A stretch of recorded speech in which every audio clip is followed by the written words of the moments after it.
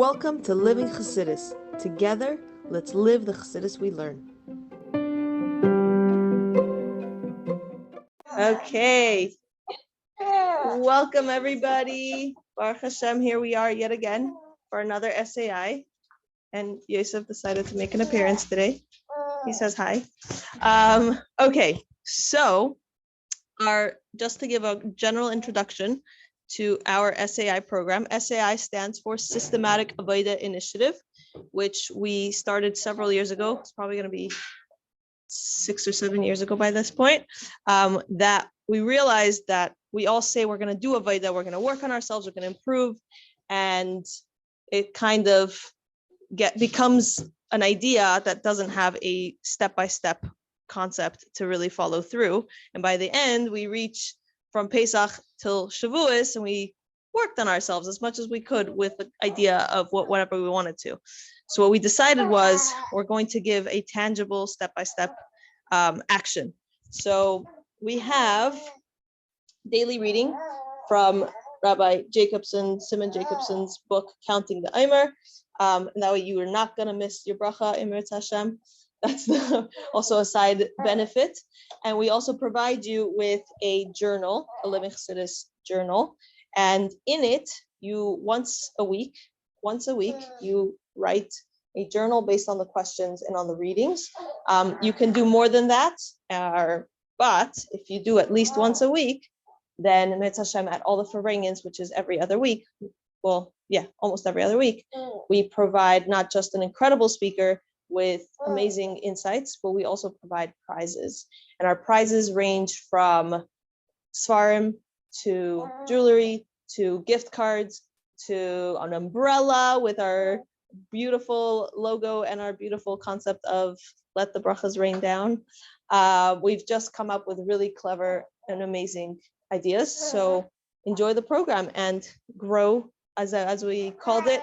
Don't just count it, grow through it. So today we have who has become over the years our most popular and most beloved kickoff speaker, Rabbi Yisroel Glick, and he's going to start us off. Thank you. Okay. Thank you. So for starters, I think we need to we'll talk about what the official name, the title of the talk is. And it might seem a little bit careless, but as we'll see over the course of the next few minutes, it's actually very intentional, quite the opposite of careless. So, right, the official title, the theme that we're talking about tonight is how to create the freedom you want. And the word create seems a little bit maybe unusual choice, out of place. Freedom isn't really something you generally need to create, right? In a situation in which there's something we need to do to achieve freedom, it's not usually because we need to create the freedom. It's because there's something in the way of freedom. There's something that is, let's say, oppressing, enslaving, whatever it is. And then we need to remove that oppression. We need to be liberated from the oppression to be free, right? But we're not actually creating the freedom, really. If you think about it, freedom is the status quo. If there is no oppression, if there's nothing that is getting in the way of us being free, then we are free. Freedom isn't something that you create. It might be something you need to facilitate, but even when that's the case, you're not really creating the freedom. You're removing the thing that's in the way of the freedom, which would be there naturally if there wasn't something standing in the way of freedom, right? So that being said, I chose the word create and said that what we're going to be talking about is creating the freedom you want for a reason, because it's true on one hand, conceptually, hypothetically, yes, freedom is the sort of the natural state of being if there isn't something that is inhibiting freedom, there isn't something that is, oppressing or getting in the way of freedom. And then all you have to do is just remove those things in the event that there's something in the way of freedom. And then you're back to the freedom that's the underlying status quo. Conceptually, that's true. But in reality, that's not the way it works at all. And we're going to talk about why. And as we understand why, although it's true conceptually that freedom isn't something you have to create, it's just something that you have to maybe protect or facilitate, or, you have to liberate to get freedom, but you're not creating the freedom. Conceptually, that's true. In reality, it's not the case at all. And as we understand why, that's also going to give us insight and clarity into how we can create the freedom that we want.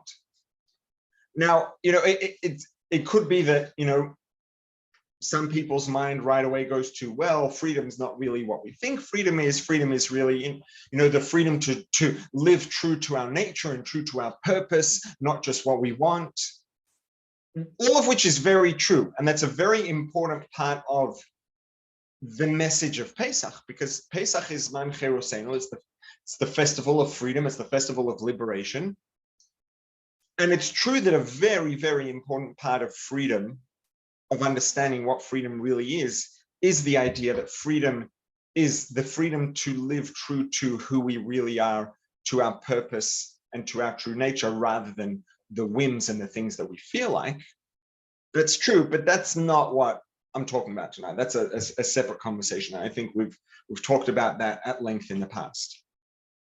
Right, and again, if you look at the title, I said, how to create the freedom you want. This is not about, really, you have to understand what freedom really is. And once you understand what freedom, no, I'm talking about the freedom you want. How to create the freedom you want. And I want to talk about sort of a couple of categories, a couple of kinds of things that get in the way, or that are, say that the nature of reality is that the structure of existence, by definition, stands in the way of freedom.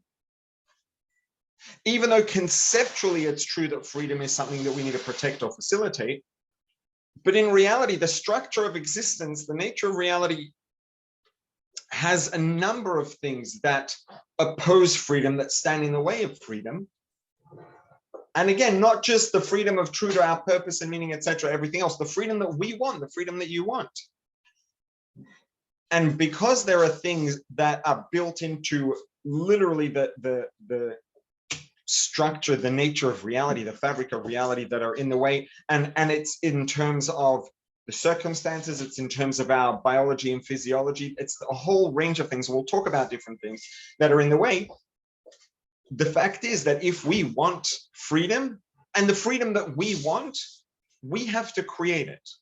Once we understand why we have to create it, we'll also understand how to create it, how we can create it. And I would say, maybe broadly, if to talk about these phenomena in nature, these things that oppose us having the freedom that we want. And again, this is true regardless of whether our concept of freedom is really correct or incorrect as far as the creator is concerned, and as far as Torah is concerned, and the absolute truth, and however we want to frame it, none of that really matters. Even if a person has a concept of freedom that is contrary to Hashem's view of freedom and contrary to the Torah's view of freedom, which are obviously the same thing, put differently, this still holds true. It doesn't matter what it is. This holds true regardless of what our concept of freedom is. That we need, if we want to have the freedom that we want, regardless of what it is, we have to create it. So if we look at the things that are built into nature and existence that make it such that we have to create our reality, we could divide them, I would say, into two broad categories. One of those categories is going to be circumstances, the circumstances of reality, of life, the world. And the second is things that are part of our nature as human beings. And again, these things that are built into our nature, it's not just as human beings. These phenomena are built into the nature of every organism, really, all the way down. But certainly, it's very obvious and clear and simple to see it in mammals, etc. So it's not a uniquely human thing. It's just maybe it becomes complicated and problematic or difficult and gets in the way for humans. So when it comes to the circumstances, right, the nature of the world we live in, the bottom line is that, and this has always been the case, but it's the case now more than ever. And that's escalating on a minute by minute basis at the moment. And that is that the number of demands that exist on our resources, and primarily I'm not talking about money when I say resources, I'm talking primarily about our time. Time is a big one, and on some level, time is the most important one, perhaps, or the most objective one. But it's not the only one that's a real important part of this picture. The number of things that place demands on our time, which is very limited, on our headspace, which is maybe a little bit less clearly defined and a little bit more flexible, but still very limited in a very real way. The number of things that place demands that are demanding of our emotional bandwidth, of our capacity to process things and, get things done, etc.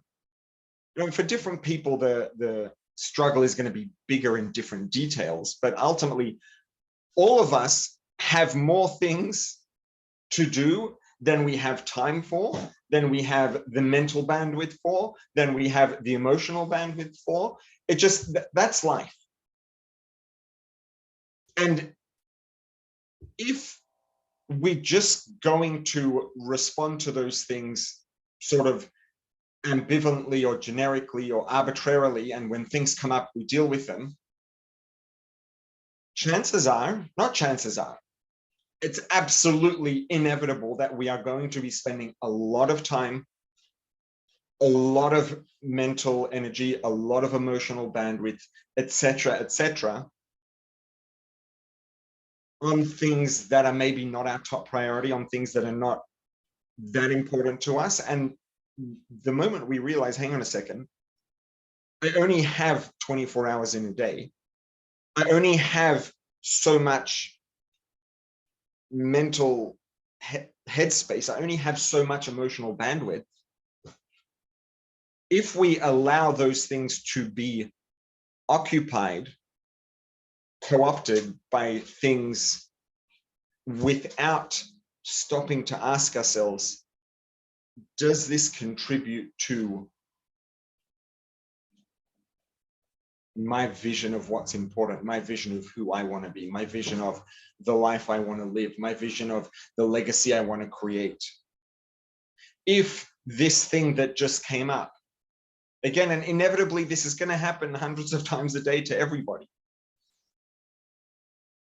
if we respond to things that come up without stopping to ask, is this making a contribution towards the things that I value that's sufficient to justify me giving it the time, the mental, the headspace, the bandwidth, the emotional bandwidth? We're going to, if we don't stop and ask ourselves that many times a day, we're going to end up spending an enormous amount of these resources. And today, I think more than ever, it's easy. This hasn't changed, but it's become more obvious, I think, perhaps. The value of a minute, the value of 10 seconds. With the pace at which things move in our lives today and the number of things each of us has to get done every single day. If someone could figure out how to, if there was some supplement that would enable everybody to be awake for 30 minutes more per day than they're currently able to, without compromising their ability to think clearly and function at maximum capacity, they would be the wealthiest person overnight, no question. Why? Because everybody is pressed for time. We all know that we are limited in how many of the things that we want to do we actually get to do. One of the biggest limits on that is time. You know, it's everybody understands today how valuable a minute is, how valuable, you know, a handful of seconds is. Some people more than others, you know, are conscious and aware of the value of, you know, the importance of being aware and prioritizing how we allocate and spend our headspace and our emotional bandwidth, etc. Because the fact is, you know, there's an expression that says, no is yes. And it's nice and cute, but it's very, very, very true. And maybe the first thing we have to, that, you know, we'll clarify, which will clarify what no is yes means, is that yes is no. Yes is no. If something comes up, if someone makes a request, an opportunity comes along, and we say yes, we have by definition said no to everything else in that time. We can only be in one place at one time. We can only focus our mind and our emotional energy on one thing at one time, right? The expression goes, you can walk and chew gum. That expression is intentional because most of us can do each of those things without having to focus and concentrate. But you can't have a meaningful conversation whilst also writing an essay. Why? Because each of those things requires focus and concentration, and it is just technically, it's as impossible to focus on two things at once as it is to be in two places at one time. It's just different versions of the same thing. It's impossible. So as soon as we say yes, as soon as we say, yes, I will now spend time on this, I will spend mental energy, emotional energy on this opportunity, whatever it is, it doesn't matter whether it's a good one or a bad one or valuable or not valuable or invaluable. It doesn't change the fact that when we say yes to allocating time, mental and emotional energy to something, we are denying that time from being available to anything else. We are designating that mental and emotional energy as not being available for anything else. It's very simple. It's black and white. The flip side of that is that when something comes up, and maybe, you know, we might naturally tend to say, you know what, yeah, okay, it's a nice thing to do, or it sounds fun, or sounds nice, or whatever it is, yeah. And then we stop and ask ourselves, hang on a second. Considering the amount of time I have left in this day or this week or whatever it is, and the number of things I have to get done and how important each of those things is it actually a good idea to say yes to this opportunity? When I say yes to this, because by saying yes to this, I'll be saying no to everything else, does the value of this opportunity, the benefit, what it's going to contribute towards my values and what's important to me, does that contribution justify the time and the mental and emotional energy that it's going to occupy and it's going to consume? And if the answer is yes, then go for it. But if the answer is no, then when we say no to that thing, we have now said yes to something else that's more valuable and more important. Because had we said yes, we've been saying no to everything else. Someone asked me to do a favor to help them out with a project, and it's a nice project, it's a nice idea, and you know, maybe my initial instinct is to say yes, and then I stop and ask myself, hang on a second, does this add up? Do I have other things that are more my responsibility, that are my responsibility to a greater degree, or things that are going to be more valuable? This is nice, but maybe something else is better, more important, going to have a bigger impact. And I can't do both at once. So when I say no to this opportunity, I'm saying yes to the other thing that I would have ended up missing out on had I said yes to this. So saying no is saying yes. Saying no to the second best opportunity is saying yes to the best opportunity, assuming we don't get sidetracked with something else in between. But saying, look at it the reverse, saying yes to the second best opportunity is saying no to the best opportunity, assuming that we can't do both. So saying no is saying yes. In order to say no, before we get there, right? One of the things, so this is one of the things that gets in the way of us having the freedom we want, is the fact that we have limited resources, let's say, to achieve that freedom or to experience and enjoy it. And effectively infinite demands on those resources, infinite demands on our time, infinite demands on our mental and emotional energy, infinite demand on every single resource that we have. And if we want to have the freedom that we want in the face of the onslaught of things that are demanding our resources, we have to create it. We're going to talk about what that means. And again, why we have to create it, why I chose that word. And the second sort of broad category of things that gets in the way of us having the freedom we want, living the freedom we want, is our nature. There are things that are universal to. The truth is, I said it's universal across all species. It's not just universal across all species. It's universal across everything. It's a fundamental rule of physics. It's true to all of physics, to all of chemistry. And that is what we could maybe broadly describe as, right, the fact that, as a rule, things are going to follow the path of least resistance. Right, I'm going to clarify what that means. Any time where there are two paths ahead of us, two options, two different ways that we could go, it's not just us, it's anything. The natural inclination, the natural choice is the thing that poses less resistance, the thing that is easier to do. Well, and you know, this is going to seem maybe a little far-fetched, but it's ultimately the same thing. Why was it that, you know, it still is, but now it's a lot simpler, and we have, you know, technology, etc., to help it. You know, a huge part of agriculture, of what people depended on to have food for all of human history, right? Agriculture, people planting the food, etc. And a huge part of that is irrigation, right? Is directing the water towards where it needs to be in order for the crops to grow effectively. Direct either, and it's a really good a combination of both. Most things usually are. Planting things in a place in which they're going to naturally be in the, you know, exposed to a lot of natural rain and water.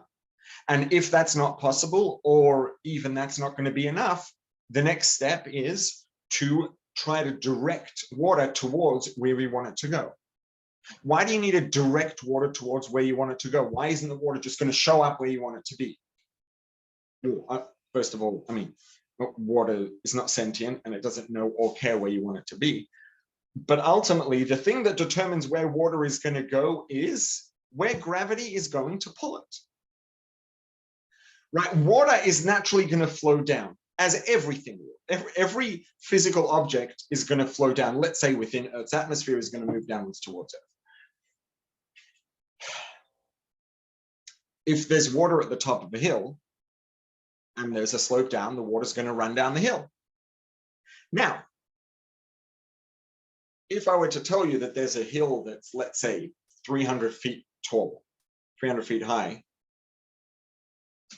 and, you know, the bottom of the hill obviously is 300 feet below the peak of the hill. If there's a bucket of water at the top of the hill and you tip it, where is the water expected to end up? 300 feet below at the bottom of the hill.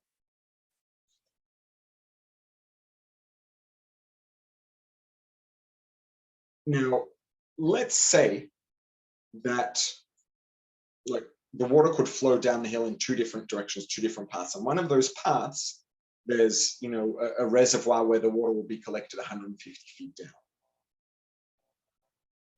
Now, again, this doesn't really make sense, I guess, in terms of the analogy, because the water doesn't want to be lowest down. But let's say even that water had some inherent desire to be as low down as possible. So you would expect the water to run down all the way down to the bottom of the mountain, to the hill. It's 300 feet down or 150. But if from the top of the hill, there's a slope straight down to that reservoir, 150 feet down, or to get to the bottom of the hill without passing through the reservoir, there's sort of a big hump that it has to ride up and then to make it all the way down. It's not going to end up at the bottom of the hill. It's going to end up in the reservoir. As I'm describing this out, that doesn't really make sense because you just end up with another reservoir. It's the same thing, but let's leave that aside. The water is going to end up in the reservoir rather than at the bottom of the hill, because to get to the bottom, it has to climb over something. It's going to take the path of least resistance. If you, fast food, why is fast food so popular? Right? Sorry? Bingo. What does that mean, though? What does it mean that it's fast? The fact that the food is available quickly and easily with minimal resistance means that the path to fast food relative to the path to a healthy, wholesome, home-cooked, nutritious meal is the path of least resistance. You don't have to buy the ingredients. You don't have to work with them. You don't have to deal with them. You don't have to cook them. You don't have to do anything. You can scroll. Today, literally, you can pull your phone out of your pocket, swipe a few times, tap a couple of times, and you can have food on your desk 20 minutes later. There's a lot less resistance involved in getting fast food than there is in preparing food, which means that we have a natural tendency to take the path of least resistance. If an animal is hungry out in the wild and it could, I mean, why is it, let's say, even a lion, apex predator, if it has the option to hunt a deer or to hunt a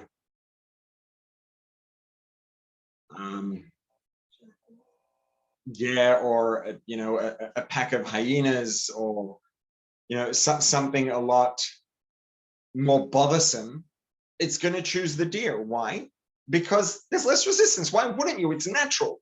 It wouldn't make any sense for the lion to go and hunt down something that is more difficult. It's going to cost more energy. Energy is precious out in the wild. It's going to have a higher risk of failure. It's going to have a higher risk of pain and injury. It's going to be more dangerous. Obviously, you take the path of least resistance. And it's it's a positive thing. The characteristic that we have to always look for the path of least resistance, it's not a negative thing inherently, right? The fact that we will naturally, if we don't stop and think consciously, intentionally, we will always naturally choose the easiest path to get to where we want to go. We will choose the path of least resistance. And that's a very important thing, and Hashem built it into our nature for a reason, and that's because efficiency is important. If we take the path of least resistance, we will get things done more efficiently, more quickly, more safely. We'll have more time, energy, etc. left for other things. And so this is something that's built very deeply into our nature, to take the path of least resistance. And the truth is, probably until, let's say, relatively recently, maybe not. Probably in human nature, there are a number of things where the path of least resistance has always been the not ideal path, let's say. But it's becoming more and more the case as we just have such absurd levels of convenience and relative affluence, etc., that it's, I mean, the path of least resistance in almost every part of our lives now is just not the best path towards a positive outcome overall, because there are just things that are too easy to extend this, that's not good for us. Now, because the drive to always take the path of least resistance is so strong, there is a very powerful force within us that is going to push us very often in many situations to do the thing that's not best for us. And not only necessarily morally or in Hashem's, vision of freedom, etc., and true to our purpose and our nature. All of that is true and important, but that's not even the point here. Let's take some classic cliche, stereotypical examples, right? I want to improve my fitness. I want to lose weight, whatever it is. Why is it that so many people have such a hard time with things like that? Because I know that that outcome is something that I want. I know it's something that either I want for whatever reason, it's good for my health. I have a subjective interest in it, all of the above. But the bottom line is our wiring to take the path of least resistance is very powerful.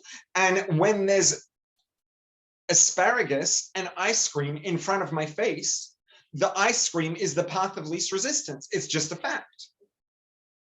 If I'm sitting on the couch and I should really go for a run, staying on the couch is the path of least resistance. There's no resistance, there's zero resistance to staying on the couch. There's an enormous amount of resistance to going for a run. And even if we're not talking about the, mental and psychological and all of that, just the number of actions you have to do and the amount of calories you have to put in to get outside to go for a run, stand up, arrange whatever things you need to have, your clothes and your sneakers, and get everything together and put it all on and actually go, not to mention the internal resistance that we have, that most people have to things like that.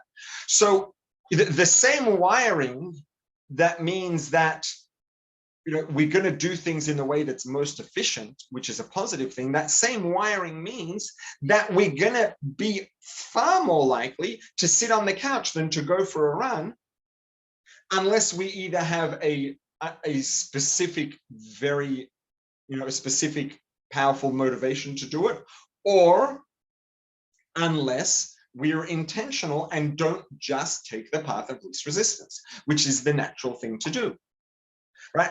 How much of what we do during the day we do automated, just without thinking? For example, you can walk and chew gum. You can read texts and brush your teeth at the same time, right? Most people brush their teeth by the time they're an adult without paying attention to which tooth they're brushing and how many times they've gone around in a circle. And why? Because we've done it so many times. Again, it's the same idea. In the name of efficiency, Hashem has wired our brains so that if there's something we do again and again and again and again and again, our brains learn to just put it on autopilot, so we don't have to spend energy and focus and all of those resources just to brush our teeth every day. Right? Think about like a little kid who's learning to brush their teeth for the first time and how much effort they're putting in just their hand and mouth coordination, let alone concentrating on how much time and which tooth and the top and the bottom. It's like so overwhelming that it's such a big project for them. If we had to do that every time we brushed our teeth, like that would be a lot of energy used unnecessarily, and probably a lot less teeth being brushed a lot less frequently. So Hashem built it into our nature that our brains will pick that up and learn how to do it on autopilot to be able to do it more efficiently. It's very valuable to do things in the most efficient way. Sometimes efficiency comes at the cost of what we really want, though. Right? It's much more efficient to stay on the couch than to get out and go for a walk or do some exercise or go out and touch grass. Why? Because it doesn't take anything to continue sitting on the couch. It's 100% efficient. There's no waste. There's nothing needed. And so again, that thing that's built into our nature to be as efficient as possible, to take the path of least resistance, is going to drive us to stay on the couch. And it is very powerful. But if we want to get more fit or to have any of the numerous positive outcomes and benefits that are made possible when we go and do exercise, then we have to be intentional and say, hang on a second, path of least resistance says continue sitting on the couch. Is that going to give me the outcome I want or not? And if not, I have to then be intentional, override that force that drives us to take the path of least resistance and to do the thing that's going to give us the outcome we want. Right now, when it comes to all of this, and there are so many variations of this, and there are some that are going to be pretty common to everyone. I'm sure everyone in this room has multiple, unique challenges where the path of least resistance for each of us with regard to a specific thing is maybe, a challenge for us where it's not for anyone else and no one else would relate. So, and there's obviously some that are common to some, whatever, more than others, but for all of these things, for the demands, when it comes to both to the demands that the reality of existence puts on us, in terms of the demands on our resources, on our time, on our mental and emotional bandwidth, etc., as well as this very powerful force we have built into our nature to always seek the path of least resistance. For us to overcome both of these to the extent that they're in the way of us having the freedom that we want. And again, this is true regardless of what that is. A person's concept of freedom might be terrible, but this is still true for that. Certainly for everyone here whose concept of freedom, again, there'll be, details that'll vary from person to person, but presumably all of us here have a wholesome and, morally and spiritually good concept of freedom. If we want to have that, if we want to have what we think of as freedom, the life that we want to see ourselves living, the achievement of the goals we want to achieve, etc., what would be freedom for us,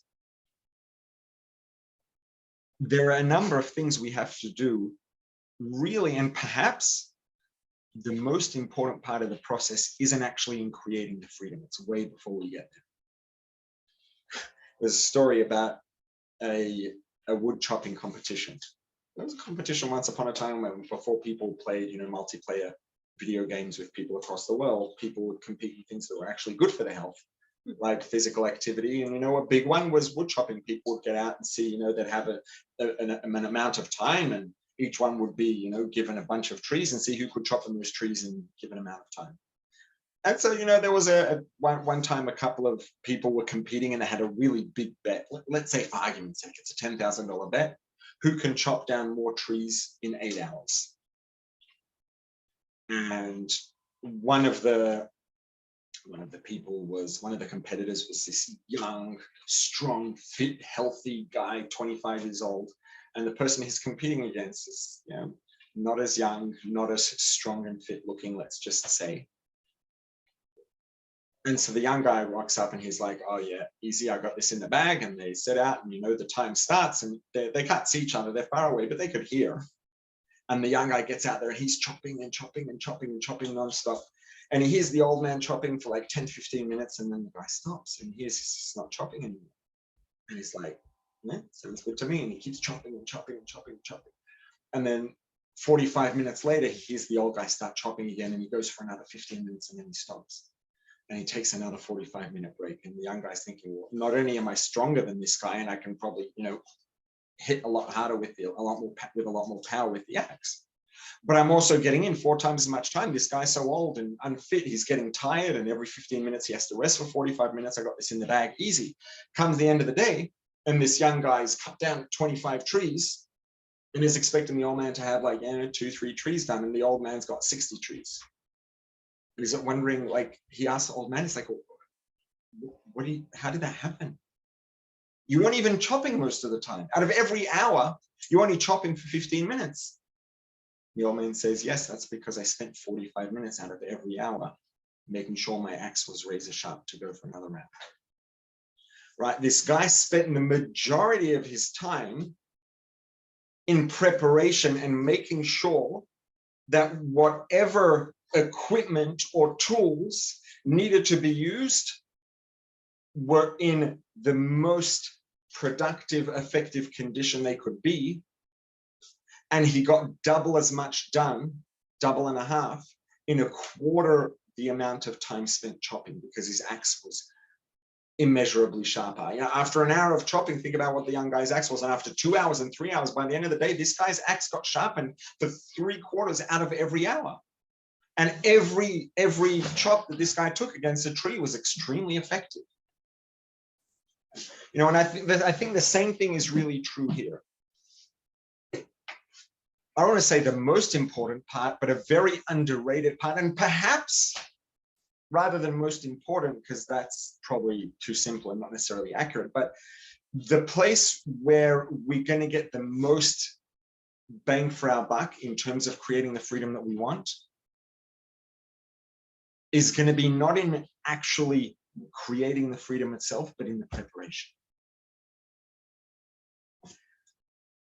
Because when something comes up during the day, an opportunity comes up, someone asks us for a favor, someone asks us to get involved in something, or, we see something that we feel like eating and we want to eat it, whatever it is, whether we're dealing with a demand on our time or mental and emotional bandwidth, or, a path of least resistance issue, whatever it is, if we have to start asking ourselves, hang on a second, should I do this? Should I not do this? Well, what's the value? What's the benefit? Yeah, but is that more or less valuable? We could spend our whole day just deliberating and trying to figure out whether or not we want to say yes or no. Whereas if we had already spent time thinking about what is it that's truly valuable to me? What do I want my life to look like tomorrow, next year, in 10 years, in 20 years? What do I want to contribute to the world? What do I want people to think of when they hear my name? What difference do I want to have made to Hashem's purpose for creating all of existence? What are the things that really matter? If we've already spent time thinking, asking ourselves these questions, and it's easier said than done. It sounds like a simple thing. If I were to ask now everybody, take out a pen and paper and write down your values and what's most important to you, we could all give very good response in 30 seconds. That being said, if we would go head to head with any of our responses, there will be room for challenge and for argument and for a lot of back and forth, and there'll be digging and digging and digging and digging until we really get clarity in what is it that we actually really want? What is it that we actually really value? And when we invest the time and the effort, and it's both, because it's not an easy thing to do, but to really get clarity in who do we want to be? What do we want to do? What is it that is truly valuable to us? What is it that we will look back at the end of the day and say, yes, I'm glad with how I spent my day, at the end of the week, at the end of the year?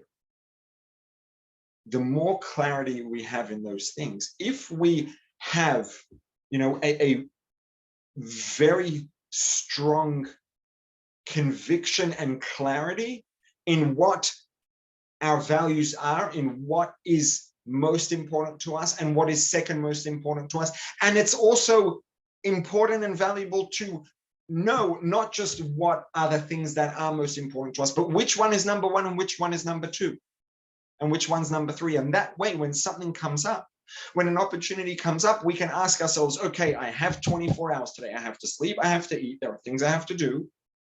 In the amount of time that's remaining, if I do this thing, will it come at the cost of something else that is more valuable to me and that I will feel better about having done at the end of the day? And if the answer is yes, there is something else that is higher on my list of values, then that makes it very easy to say, you know what, I'd love to help you, but unfortunately I can't. Or this is a great opportunity, not for me. Or just very simply, no. And by saying no, we're saying yes to the thing that we really do want to be doing. And had we said yes to this, we would have been saying no to something else that's more important to us, that's more valuable to us, that means more to us. And so the same way that this older, wood chopper had put in the time to keep that axe razor sharp, in 15 minutes, he cut down double as much as the younger, stronger, fitter guy cut down in an hour. Every minute we spend on asking ourselves and digging, and it takes effort and it takes emotional bandwidth also. It's not an easy thing to do necessarily, and it's not a pleasant or comfortable thing to do, because we all have conflicts in our lives and points of where things get blurry and confused and mixed up, etc. But every minute that the value of every minute that we spend figuring out what is the freedom that I want. We can't create the freedom we want if we don't know what it is or what is the freedom we want. What does that look like? when we know what the freedom we want is, what it looks like, what it involves, and what it's going to take to make that happen, that's a prerequisite for us to then be free to make it happen. Because we're not, as much as we might be resilient and have determination and self-control and all of those things, we're not free to create the future that we want, to create the things that are important to us, if we're not even clear about what those are. And so it's the clarity in what do we really care about? What is it that is important to us? What is it that we really truly value above all else? And what's number 2 on that list? And what's number 3 on that list? And again, an important part of that is knowing which is number 1, which is number 2, and which is number 3. When we have that clarity, in a sense that in getting that clarity, we are creating the freedom, the ability to live the life that we want and to be the person that we want to be, and to create the legacy we want to create and make the contribution to Dira B'Tachtonim and to the purpose of all existence that we want to make. We have to create that freedom. And perhaps the biggest step that we have to take in creating that freedom is to ask ourselves these questions and to clarify what it is that's truly valuable to us. And when we understand and we've dug through the conflicts and struggled with them, and whether ourselves, and for different people it works differently, whether it's with a close friend who we can really be honest and open with, whether it's ourselves with pen and paper, or on a note-taking app, or talking to ourselves out loud while we go on a walk somewhere, whatever it is, each to their own. But when we take the time to work through these things and figure them out and actually get clarity in what is it that we really want, when we do that, we are creating the freedom perhaps we could say creating the freedom to have the freedom we want, or we are creating the freedom we want. We're creating the ability, the freedom to be who we want to be and to do what we want to do and to have what we want to have. Because without asking those questions and without working through those issues and just to get that clarity, we're not free to be who we want to be, because reality is going to be throwing things at us, at 1,000 things a minute, every day without fail. You open your eyes, the second you open your eyes today, there are multiple things calling for your attention. There's your phone, there are the things you need to get done, there's brachas and our connection with Hashem and our purpose for existing and the things that make our life meaningful, and the to-do list that we've, the things that are left on our to-do list from yesterday, and our social media, and the list goes on and on. The second we open our eyes, all of those things are pulling at our attention and our energy. And if we don't have clarity in what it is that we really want, we have basically close to no chance of getting what we want and being who we want to be and doing what we want to do and having what we want to have.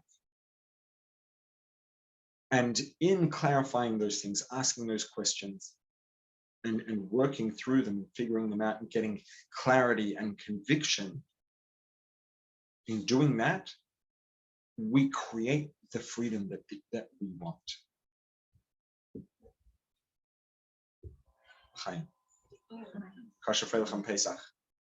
And may it truly be not just a Yom Tov and a festival, but a month of liberation and freedom.